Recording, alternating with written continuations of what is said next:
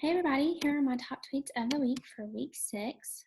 The first tweet that I shared is from weareteachers.com, which talks about how to get your students moving with the 5-minute per hour challenge, which encourages students to move for 5 minutes of the hour for every hour they're at school, which is approximately 40 hours a day. That lists several different tactics to use in order to keep your students moving for 5 minutes a day, like taking a lap around the school or stretching or listening to a song and dancing around.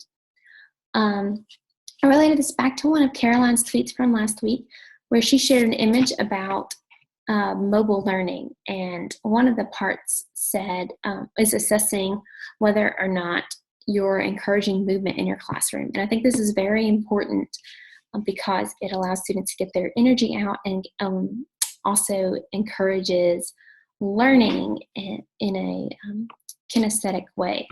The next tweet that I shared is from TTotW and talks about the 3 strategies to fire up hesitant writers.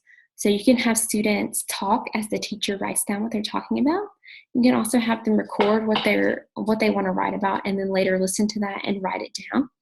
And there are also several different apps that they can use to talk about what they're going to write about, and it literally transcribes it into a written document for them. So students can be more encouraged to write.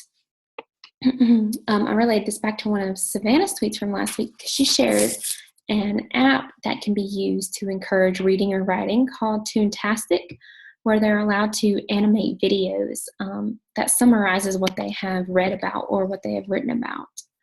Finally, the last tweet that I shared is also from Edutopia and talks about the 11 alternatives to your robin or round robin or popcorn reading. The popcorn reading has been proven to not be as effective because it weakens comprehension. Students aren't focused on the text that they're reading about, but rather just reading aloud to their peers. It makes them nervous and they're not focused on learning as much. So there are several different alternatives that they can use, like choral reading or echo reading, partner reading, where they read to their partner.